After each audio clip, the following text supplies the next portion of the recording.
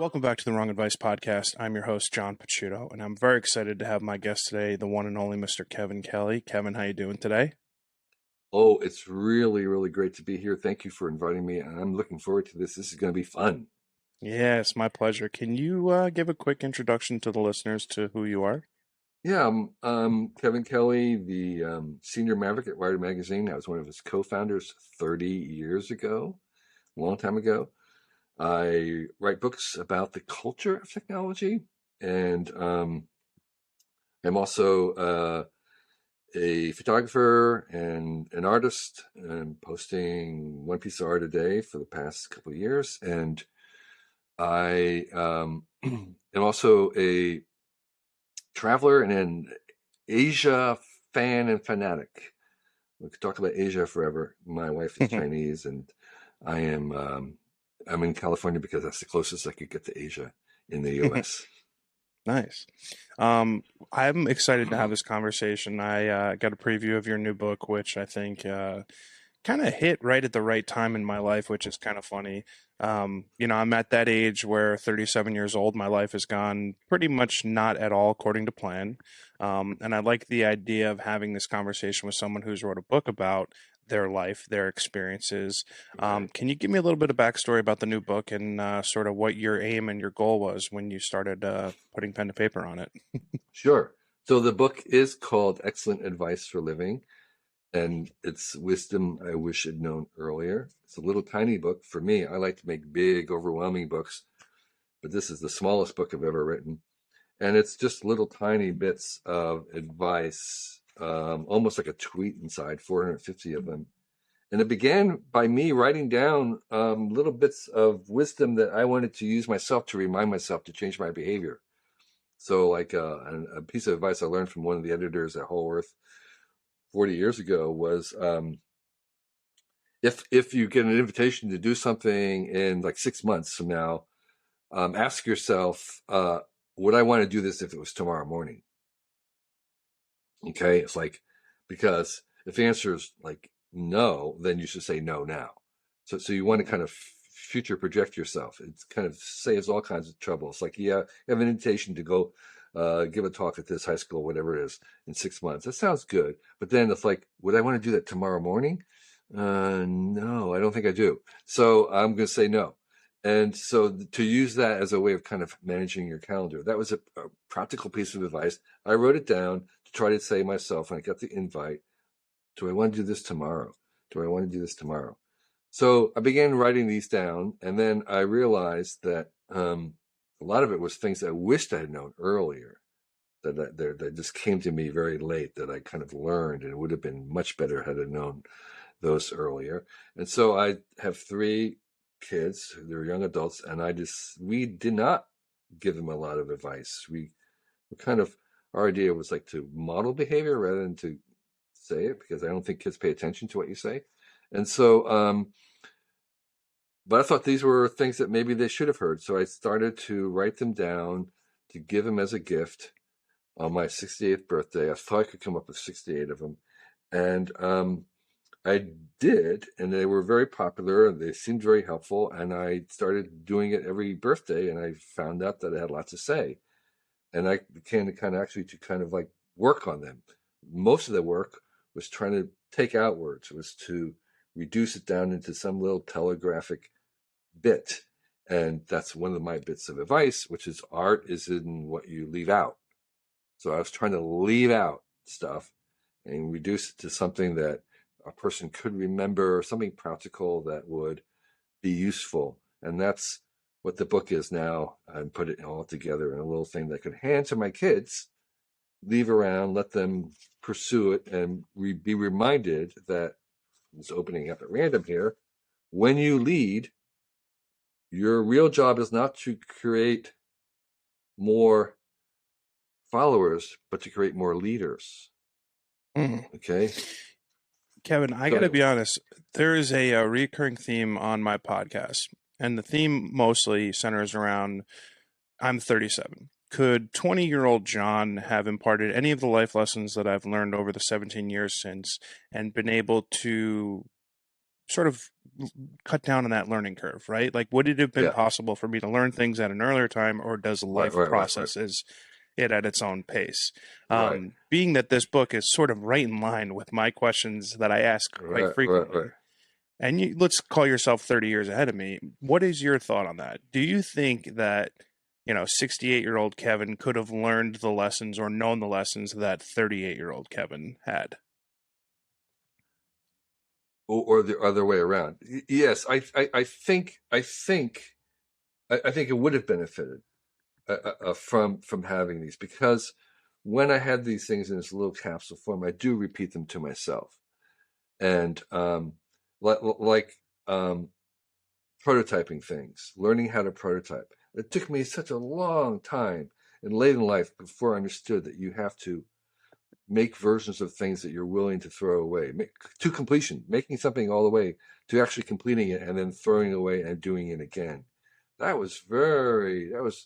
seemed kind of insane to me, or would have been insane to me, but actually having this idea of someone saying, no, no, no, this is what you need to do. This is a good thing.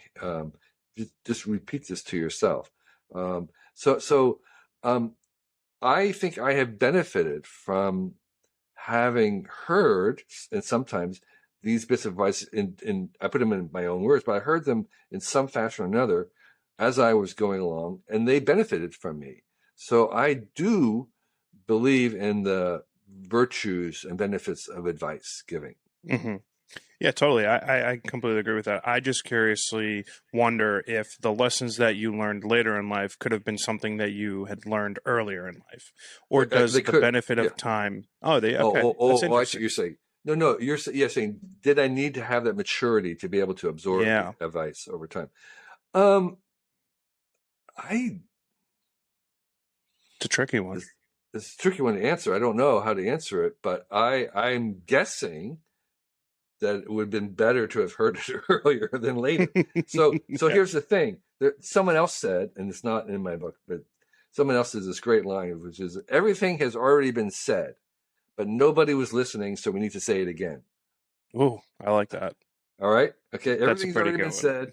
Nobody was listening. We need to say it again. And that's the thing about this advice, is that I think you, I think you need to hear it more than once. I think it Hmm. needs to be repeated. And part of what I'm trying to do is repeat it, using it in my own words. And I think that, I think that yes, it does help to be mature and have other experiences to kind of finally understand the genius of a piece of advice. But I think it's good to have heard it, even if you don't absorb it at once. I think it Hmm. needs to be repeated. And Yeah, so, there's the adage that, history is bound to repeat itself. I think that probably ties directly into the fact that a lot of times people are much more concerned about with what they're going to say versus what they're hearing. I think that's why society would benefit greatly by a lot more therapy. well, a um, lot more listening. Listening is a superpower, and I talk about that in the book. To really listen, and part of what the how to be a good listener is not to be thinking about what you're going to reply with, but to be asking yourself what's not being said as the mhm, person's talking. mhm. So this kind of active, engaged listening is a superpower, and I think people should and can get better at listening. And I know that for my own self, actually, I'm a pretty good listener, and I've had conversations with people, like a dinner party or something, where I've almost said nothing, and they have talked most of the whole time, and they'll go away saying I was a great conversationalist. I like that. I'm curious. What? because because I was listening, because we had a conversation, right? Because the conversation was very one-sided, but nonetheless, that listening is what they feel. It's a feeling, and the feeling is that the other person is listening. Yeah, I think there's a old proverb or whatever. God gave you 2 ears and one mouth, so proportionally your conversations should Yeah. be as such. Yeah. I'm curious what the best piece of advice someone's ever given you is. Mm. Well, I'm trying to uh, so yeah, um, uh, it's very hard to say what's best, but here's a good piece of advice someone gave me, which was to make as many rituals in our family as we could, Mm. and that's something that again I wish I had known earlier. And one of the very few regrets I have in my life is that we didn't have more rituals in our family for our kids. And a ritual is almost anything you do 3 times in a row. That can be frivolous. Like one ritual we did have was I cooked pancakes every Sunday morning for 20 years, right? That was just, and that was it becomes very anchoring to kids. They just come to anticipate that, to depend on that. It becomes foundational. It gives them identity that helps them grow their own identity. And so I wish I had done more of that, but um, his advice was to do that, and talking about the way in which it was also in terms of rites of passage, having a ritual and rites of passage, which was really important for our family and what we did. And I had wished I had heard it earlier in our life. I mean, 20 years is a pretty good run for I happen to take my dad for pancakes once a week, so I think There you it's nice go. that we have a very similar ritual. We to be fair, we go out for them just because there's a But it's place in okay. town It that we doesn't love. But matter. yeah. It's whatever is easy. That's the whole thing. Is these things can be really, really easy, and so it can be something you do weekly. It could be something you do monthly, seasonally. Every season you do this. You hang up the flag or you change the ornament here. That's what our family does. Or it could be yearly that we do for some holiday on 4th of July. We always do this. And that anticipation for the family becomes really important. And that anchoring is the word I want, that kind of grounding and it's dependable, reliable. That's what kids crave. In lots of the rest of your life, maybe heads up and crazy, all kinds of things going on and drama. But if they can have that ritualistic dependability, it's very, very, very comforting. Yeah, I agree that I think I was lucky to have, picturesque childhood growing up in New Right, right, Jersey, Italian household. Holidays were a big part of growing up, and it's nice that like as I've gotten older, those rituals have now sort of parted over to, having Christmas in my brother's house or my sister's right, house, right, and right, right, how right. those transformative moments as a child, now getting to relive those as an uncle to, five nieces and nephews and things like that. It's a nice I think that's a nice sentiment for sure.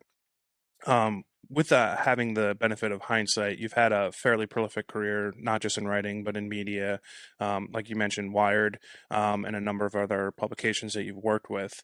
What was it about, call it the written word, call it, media publication, et cetera, that initially drove you to sort of, take that focus for your own personal career? Well, I was a very roundabout and inadvertent um, writer editor. I was a college dropout, and I got interested in photography in the very early 70s, 60s and 70s, when it was not very popular at all. I mean, very few people had cameras. My family had my parents had a Brownie camera that had a 24 exposure roll, black and white, that they did one roll a year. Wow. It took 24 pictures a year. So I made stuff as a kid, and there is no record of it. I made a nature museum in our basement and stuff, and there's like not a single picture from that. Because like, they did one at Christmas, they did one at Easter, one of the kids at Halloween. And so anyway, photography was not a thing. I became really interested in photography. And I was photographing in Asia on my own assignment, my own crazy idea. But basically, I came to it through images first and writing captions and traveling. And when I started to travel, I was traveling very intensively in Asia, in a place where there was very few guidebooks and very few information. And I became the one thing I became expert on. The thing I started to know more than anybody else was about Asia and traveling in Asia. And so I started writing about that, reviewing the books, and started mail order companies selling the books. I started writing a newsletter. So it came from having something to say. When I was younger, I didn't have anything I wanted to say. I didn't know anything. And so I was photographing, and I began to have something I wanted to communicate with, but I didn't really learn how to write until I was online, which was in the early 80s. And I didn't even know how to type. And that was where I was communicating. Again, you're not trying to, in school, you kind of learn how to write that kind of, 'cause it feels like you're showing off. It feels like you're kind of trying to impress. You're kind of trying to write for the teacher, say things that the teacher will like or that seem intelligent, whatever it is. But when you're sending an email to somebody, you don't care about that. You're just like, here's the thing I'm trying to say to you, right? And that kind of writing is how I learned how to write, was posting on things and trying to communicate something that was complicated. And so I learned how to write by trying to communicate. And I went to my first scientific conference, and I was blogging. We didn't call it then. This was 89. I was blogging each talk. After each talk, I would move a summary of what that talk was, which I posted on the well. And that was my first public writing. And from that, the reaction to that was there were so many people that liked that, even though it was like, blogging at conference. It was who did that was the first time that was done. That was the genesis for getting a book deal. Was I wanted to expand this topic, and I wanted to go deeper, and using the little blog posts, which were only a paragraph each, was what convinced or persuaded whoever the publisher to say, yeah, I think you can write. So for me, I learned to write by not writing a book, not writing magazine articles, but what we might call today blogging. That's cool. I think it's funny. We have like a sort of weirdly symbiotic sort of upbringing because like I was doing a lot of writing on the internet in the 20s, in my 20s, not in the 20s, Right, right. and it's something that I've gotten away from a lot. And you said something that kind of really struck at me. There's something interesting about this impetus that I have to communicate with people and have conversations about life and impart the very limited amount of knowledge that I've experienced in my own life, that may or may not be beneficial or helpful to someone else in the world. And it seems like to me that you have sort of, driven a very similar path. What do you think it is about your own life and your own experiences that warrant you telling other people about them, that warrant someone else picking up one of your books and reading about, Kevin Kelly? Yeah, I mean, in a certain sense, I have a very unorthodox, we'll call it that, unconventional career path, which is a non-career in some ways. I've done lots of different things, so I have a very kind of broad um, gadfly, non-linear life. And the thing I say in the book, my excellent advice book, is that the rich have a lot of money, the wealthy have a lot of time. It's easier to be wealthy than rich. So I consider myself very wealthy because I've had control of my time. And I kind of, by dropping out of college, I kind of signed up for what I was imagining was kind of like, perpetual poverty, not having very much money, but having control over my time and what I did. So if I was imagining myself when I was in the 20s, I would, what I would be in the 60s and the 70s, I would be like some little house I built by myself in some farm without many possessions, but, doing my little art and making things. And to some extent, that's true because I am making things. I can't show you right here, but I have a whole thing of stuff that I've made. And but that's what thought I was signing up for, was that kind of success. I was defining it as having time and control of my time. And that's sort of what I have always made the choices of in my own life, is trying to have as much control over my time as possible, because I think that's the most power you can have. That's the only finite thing there is in the world today. The only thing that is limited is our own time, and everything else is becoming abundant. And we're living in this abundance. but our own time is really precious. And so maintaining control of that is what I was really after in my career. And the thing that I did not learn till later on, again, another bit of wisdom I wished I'd known earlier, was because, I mean, I didn't really sort of, I knew that, but I didn't really be able to state that. But what the realization about controlling my time and gaining my time is that the highest leverage thing I can do with whatever money I had was to hire someone else's time, was to get someone else to give their time to my project.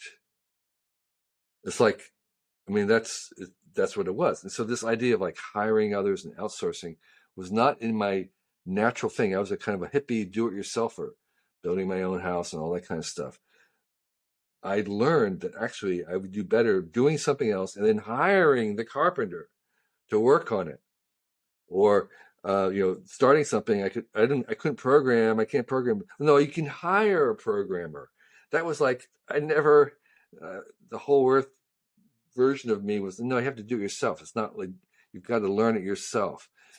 No, no, no. You want to leverage other people's time Hmm. to make your dreams. And so that's so that path of having those experiences, I think, gave me a kind of a broad view of the world that I think makes advice a little bit more, what's the word I want? Well-rounded, a little bit Hmm. more approachable. Um, and I think the very last bit of advice from the book is summary. The very last bit, it says, advice like these are not laws. They're like hats. If one doesn't fit, try another. So I'm suggesting, if my advice doesn't work for you, try a different one. It's like Yeah. there's no guarantee that what I'm saying is going to work for you or for anybody for that matter, but they worked for me. Yeah, I think you touched upon something that is hitting home significantly for me right now because I think during COVID, a lot of people realized the value of time and Right, right. realized the sheer finite amount that we experience as human Yeah, beings on Earth. And with the benefit of that pandemic, I don't know that I would have been able to have done the things that I've done in the last 3 years of my life. Started this podcast, created a whole photography life for myself. I am without question benefiting from that notion that the time we have here is finite. And right, what right, I do with that time is incredibly important because I only get so little of it. right. I have also very recently been wondering if I'm wasting time. Am I Mm, wasting any aspect of my life, of my limited amount of time here doing dumb shit, right? right, Watching right, right. Netflix movies, doing things that don't fundamentally matter in life.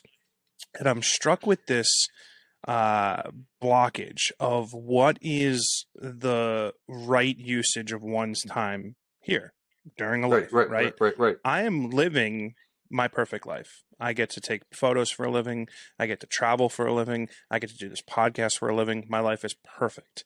But you constantly get struck with this blockage of what else is there. And I think it's very common for people in their 30s or mid to late Mm-hmm, 30s to mm-hmm, get to this point where they've checked off a lot of boxes of life's mm-hmm, checklist. They've got the house, they've got the 2.5 kids, mm-hmm. they've got the job, they've got the car, and you're left with wondering, well, what else is there? And Sure. I'm curious, in your own experience, in your own wisdom, Right, right. what that moment was like for you in your own 30s, 40s, etc., and what you sort of learned from that experience as you've gone through that timeline yourself. Yeah, you're right. I mean, I think I was wanderlusting through my 20s. I had a camera. I was on a self-assignment to photograph the vanishing parts of Asia, which I did. But when I was around the mid 30s, I decided, well, I need to graduate from what I'm doing right now and do something that was more, like you said, where am I going? What does this matter? what kind of contribution am I making? And so I decided to switch and do things differently. And but I didn't really kind of have any idea. I had some ideas about what I would like to try, and I did that, but I didn't have any kind of grand idea. And the way I would say it right now is I didn't know what I was trying to optimize. I think I had some idea I would try to optimize my own learning, that I wanted to learn new things and different things, and that's what I would optimize. But in terms of like what mattered, I didn't have an agenda. And uh, I think that came very slowly with my work in going into the technology end, which is another story of starting the first public access to the internet with the first hackers conference, doing Wired and all that kind of stuff. I think I began to see the role of technology in the world and my role with it. So I became I think that journey of starting to work on things that mattered there was not an epiphanal moment where I had the aha. I think it came slowly through years of doing this, and then seeing what it was that we were doing differently, what it was that I could do that nobody else could do, what it was that the magazine could do that nobody other magazines could do. So that was like, I would say years. I would say like maybe a decade of kind of like feeling the way and understanding a little bit more about my role in the world. And so, and I would say that I was not even able to articulate that until maybe even certainly in my 60s. Wow. So, So so, you're so saying there's hope for me I'm yet. saying there's tremendous hope. So the thing is that I think this journey of trying to come up to do something that only you can do will take all your life. For Mm. most of us, it will take all our lives to get there. There may be some mutant freaks who are born knowing very early what it is they do best and do only. But for most of us, it's going to take most of our lives, and we're going to have lots of dead ends and right turns and detours and backouts and all kinds of things, because very meandering. And that's true for every remarkable person that I know, the famous, even the billionaires. Their route to there was very, very improbable and unlikely. And that is the path. And by the way, having the benefit of hanging around with some of these people at the very highest level, is they're still asking the same question. What am I going to do when I grow up? Right? It's in human nature. Having $1 billion does not answer that question. It's actually a huge burden and distraction.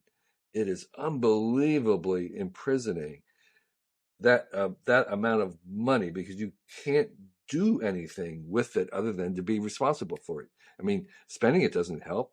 You can't spend it fast enough, Yeah. right? I mean, you literally cannot. And so it becomes this thing that they have to just grapple with, and it's very distorting, and it doesn't help them with doing stuff that matters.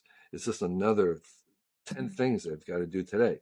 So one of my bits of advice to all your listeners is that if at all possible, do not make $1 billion.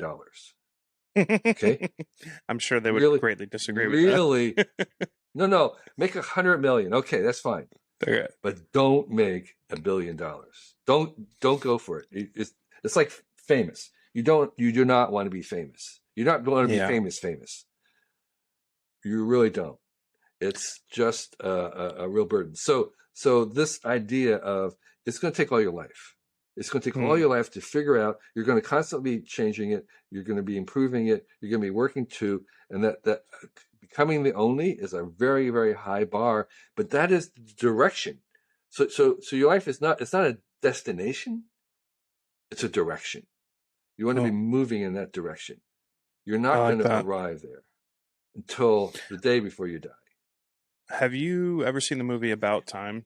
It's No, I like a haven't. romantic comedy kind of movie. I think you No, might like it. should I? About time? Yeah, Bill Nye, bunch Okay. of and Rachel McAdams. It's a pretty well known Okay. romantic comedy. There's a quote in there that I'm going to butcher. It's something like "No amount of money has ever bought a second of time" or something like that. Yeah. Yeah. And I think it's important to think of it in that context because you can have all the money in the world and Right. it Right. doesn't buy you happiness. It doesn't buy you time. I think I've lived a life where I've been uniquely placed on the financial spectrum where I've made tons of money and I've made zero money. And a lot of times, my happiest moments are when I'm broke, when I don't know how I'm Right. going to pay Right. my Right. rent, Right. where I'm Right. Right. like, Right. Right. Right. I'm living life to a higher degree of thought versus, substance. And, when you start realizing that the things in your life don't matter, it's more the people and the experiences. I think you get to that point where you start realizing what truly is important Right. for Right. Right. sure. Yeah. I say in the book, don't work to acquire, work to become. Ooh. Right. It's all, and I have another bit in there about attend as many funerals as you can stand and listen to what people talk about and say about the departed. And very rarely will they talk about the departed's achievements. Mm. Mostly what they talk about is how that person was, their character, how they made them feel, what kind of a person they were on the way to achievements. Um, and so yes,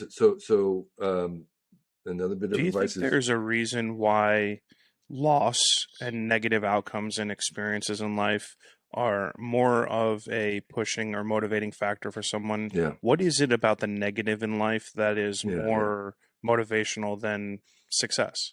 yeah. And this is, by the way, well proven. There are lots of scientific studies showing that loss aversion is a bigger motivator than the winnings. And I'm not sure what the basic human element that causes that, but what you say is true. And people seem to be generally much more motivated by fear of losing something, fear of that, than they are by the possible gains. And that's one of the marks of the entrepreneurial successful ones, is that they kind of maintain that vision of the potential upside, the gain, and are willing to accept those losses as a price or a tax to pay. So I think that I say fear. The antidote to fear is actually not bravery; it's imagination. Hmm. It's being able to imagine alternative and imagine. It's much easier.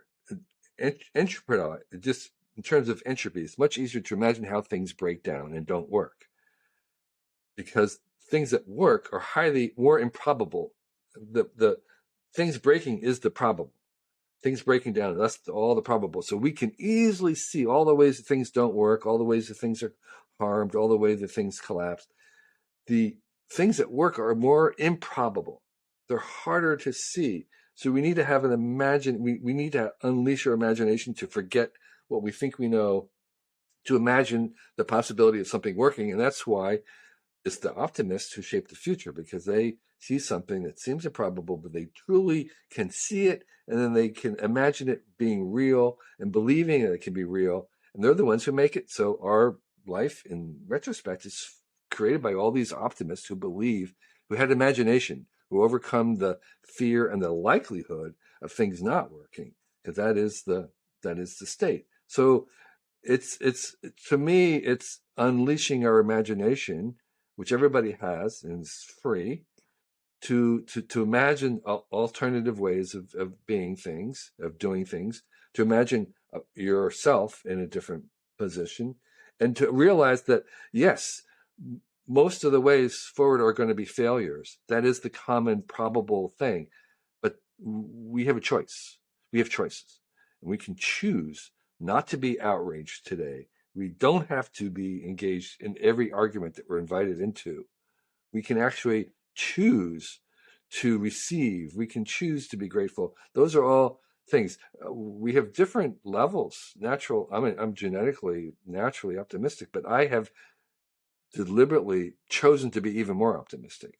And everybody is the same. You don't have the same amount of athletic things, but you can be a little bit better. We can always improve, whatever it is. We can always get a little better than we are.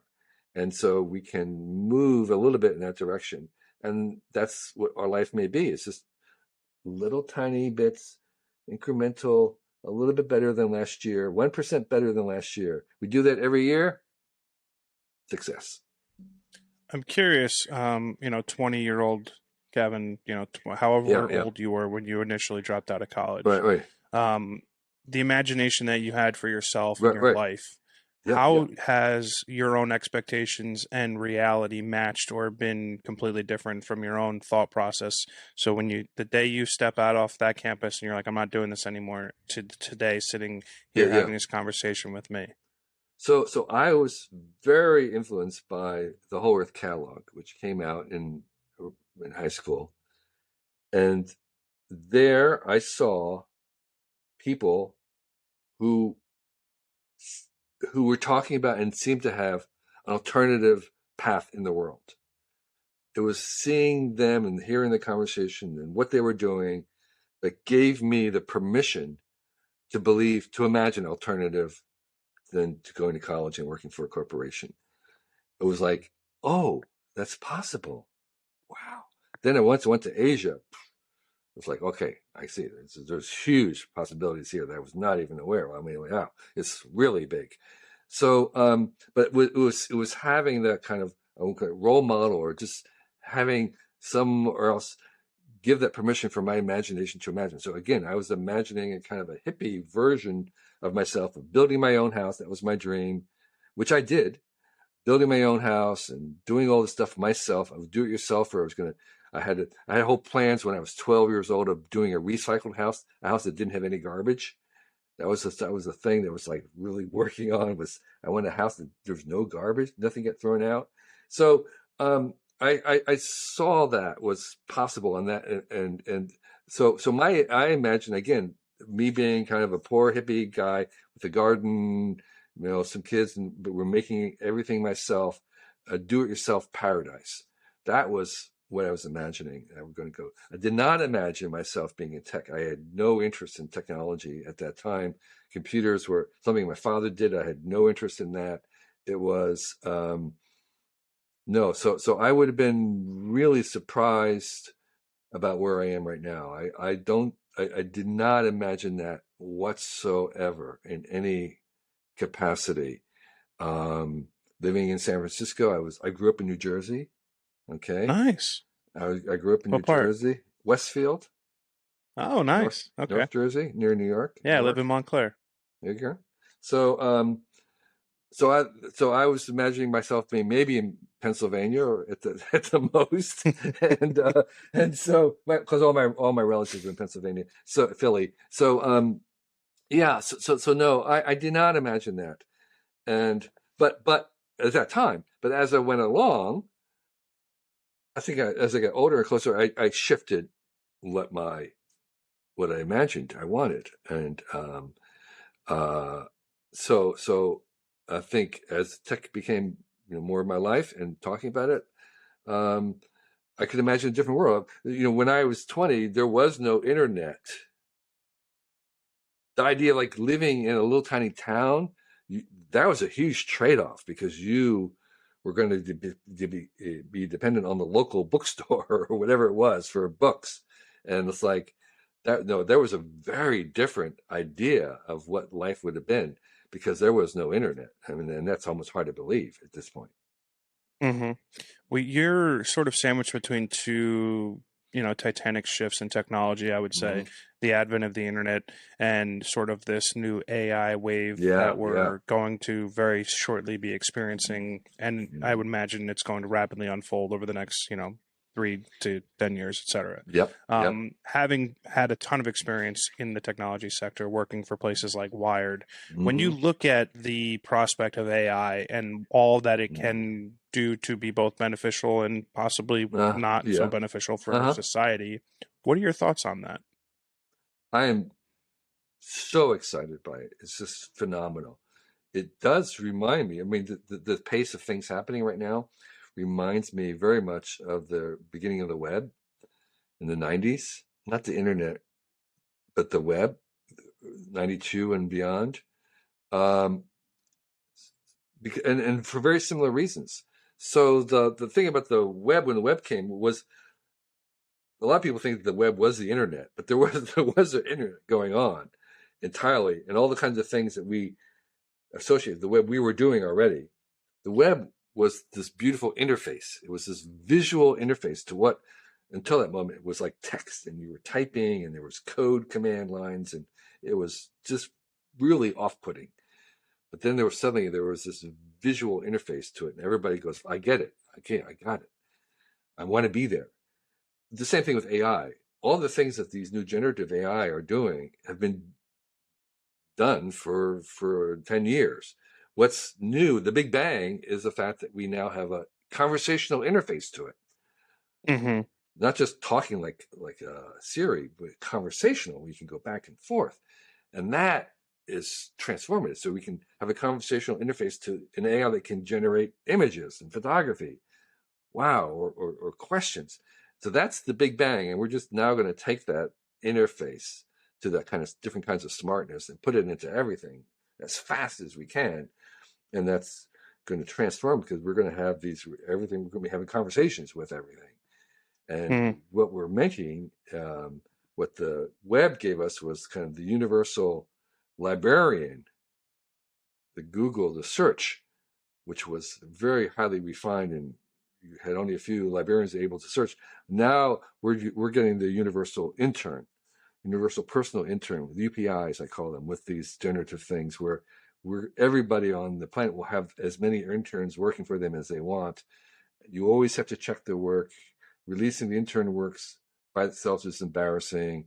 It's an intern. You've got to check their work and work with them, and they're great for many things, but you don't want to release the work as your own, because they're working for you and with you. And that, I think, From a is t- going to be huge, yeah, huge, it's huge. crazy. From a time horizon perspective, what do you think in terms of going from intern to professor from a technology perspective? How long will it take for an AI to go from, level one to PhD doctoral experience, having full on intuitive conversations and generative opportunities? Even when they're at the level of professor, they're still going to be your intern. Mm. They're still going to, they still will be, I call them artificial aliens. They're going to be like alien, like Spock. So Spock is above professor level, but it is not quite human. And if your audience is humans, you're going to have to be involved. Hmm. Okay, their sense of humor, they're going to be funny, they're going to write jokes, but they're going to be like, that's a little alien. Cold, calculating, yeah. Or alien, just kind of like that. Oh, no human would think of that. Um, and they'll have emotions, but they're going to be slightly alien. And that's the whole thing. And that's not a bug, that's a feature. The reason why we want them to be alien is because they're going to help us think differently. So together with you and Spock, Kirk and Spock, they're going to come up with ideas that neither one of them alone could do. And so we don't want Spock. It's like, no, it's fun, but you need to be, he's not going to be writing the symphonies that we're all going to listen to. He's not going to be doing this avant-garde fashion photography. It'll be, the thing about these professors and whatever there is they're going to give us they're going to be trained on the average of human. So they're kind of like they're kind of the wisdom of the crowd average. And you have to kind of work with them to get them out of their average zone. No matter how smart they are, they're built differently than us. They're artificial aliens. And so together, as long as our audience are humans, if we're making stuff for other aliens, fine. They'll do great. But if their audience is humans, we want humans involved, because we have a really good sense of what might turn you on, what might excite you. And I think they that's a very could work. digestible and yeah, Yeah. I think that's a very digestible analogy because it puts into like practical sense for people to kind of understand of where it's at, and I think that that works. I'm curious, like I talk a lot about how we go through our seasons of our lives, Mm-hmm. chapters, stories, Mm-hmm. 3 act Mm-hmm. plays, however you want to sort of equate it. At 68 years old, there's evidence to suggest that you're entering the final act of your story. Yeah, yeah, And I'm curious, as a person who just completed another book, as a person who remains yeah, yeah. extremely active, from a work perspective, what do Right. you hope for? What do you dream for? What are you looking forward to in that final session of your Yeah, life? yeah. One of the things I'm 71, and one of the things I learned from my mentor Stuart Brand, who's 85, 86 maybe, is to think in terms of 5-year increments. So I think this is a piece of advice: is that most I'm a very project oriented person. I've become very project oriented rather than career oriented. So I have a series of projects, and most projects that are worthwhile projects take 5 years from the first moment when they're conceived to the moment you've abandoned them forever. It's 5 years. Whether it's a book, like I'll be dealing with this for years, plus the kind of up, the 68 and going forth. So it'll be a 5-year project when all is said and done. And so, counting back, I can see I have a I have a very small handful of future projects. So I'm very, very aware of it. In fact, I have a countdown clock um, running with how many days I have left. And Wow. this was formed by I go to the actuarial tables and look to see what a person born my year was in male um, estimated to live. The insurance companies have all that figured out, and then I turn that into a number of days, and then I have a clock that shows how many days I have left, and it's very sobering because it's like 5,800 and something. I haven't checked days left to do everything I want to do. Now, that's just average. What's interesting is that because of the longer you live, curiously, the longer you're likely to live. Like if you make it to like 71, you have a higher chance of like making it to 90 than if you are only 68 or whatever. So Hmm. so so recently, the number of days I've changed year by year has not been changing that much because every year I update it. I can gain a couple days in the sense of gain back some. So anyway, the point is that who knows how long I'm going to live. But that idea that I have a limited number of days is very, very galvanizing to me. And by the way, a little bit of gossip was that Matt Groening um, heard me. I was telling me about this thing, and he worked that into Futurama. So in Futurama, there's an episode where Bender and all they have this countdown clock. It gives them how many days they have left. I thought that was pretty I funny. think I remember that one. Yeah, yeah, Yeah. yeah, yeah. That was based on my countdown clock. So I do that to help me focus and remain sober. So I do have a limit, and what I'm doing is I just have a bunch of projects still that I hope to finish, and I'm not going to retire because I've never worked. I mean, I'm always been retired or never been retired. I don't know what it is. I don't make much distinction between what I do for work or for play. It's exactly the same thing. That to me is success, by the way. That's my definition. And so I have a bunch of projects. I hope I can get to them. I'm working, towards that, and that's what it is. It's maybe I have 2 more projects in, maybe 3. So I'm kind of got to pick them very carefully. And one of the questions that I ask, for any young person, if you can reach the holy trinity of a job, which is the holy trinity is like, do I really love doing this? Am I really good at this? And can I get paid? Is it value to others? Can I get paid for it? And for most people, if they can arrive at that position of like a job that they love, that they're really good at, and they get paid, like, okay, that's the peak. But actually turns out that there's another level above that. And there's another level, which is a fourth thing. And that took me, again, a long time to get to. And I kind of realized it late, and it came through working at Wired. And that fourth level was, can anybody else do this? Okay. Because I would get plenty of opportunities. Once you kind of reach the Holy Trinity, you start to get more opportunities than you have time for. You don't have enough days left. And so the question I would begin to ask myself is, do I love doing it? Am I good at it? will I get paid for it? Can anybody else do it? If there's somebody else could do it, I don't want to do it.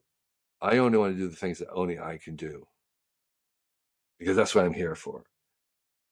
And so I would turn down things that other people could do. I would also talk about what I'm doing to try to give away all my ideas, hoping somebody would steal them. I tell everybody what I'm working on, because if you steal them and do it, that means I didn't have to do that one because someone else could do that. I'm only going to be left with the ones that nobody wants to do or nobody can do, that I think are good, I'm good at, and I get paid to. That's me. That's me. That's what I'm about. And when I'm doing that, it's easy because it seems like play. And there's no competition. I don't have to worry about other people running away. I've been trying to give it away for years. Nobody will take it. I don't have to worry about that. There's no competition. And it's me. So I have become not the best, but the only. Ooh, I fucking love that. Wow. I can't tell you how much I love that. I think about that is probably the best piece of advice I've received this year for sure. I Right. like that a lot. I'm So going to steal that. That's fantastic. I hope you set on your path to become the only. I love that. So Kevin, ask yourself if there's something, if I'm doing something, right now, the thing I'm doing, can anybody else do? Or can I make it in a way so that nobody else would do it my way? And that's where you'll be at ease. And by the way, this is a really high bar. This is an incredibly high bar. Very few people are going to arrive at that. This is just a direction that you want to head into. And it'll take you years, probably, to get there. But that's okay. yeah, Head in that direction. it's the journey. That's what it's all Yep. about. It's the journey. Kevin, I'm super happy that you reached out to me and we were able to have this conversation. I have a very cheesy line. If you've been on my podcast, you're part of my family. I'm very looking forward to reading your new book, and I'm incredibly appreciative that you took the time out to come chat with me today. And thank you so much. You're very, very welcome, John. Thank you for your great hosting, your great questions. I wish you the best in defining your own success. And thank you for inviting me. I appreciate it. My pleasure.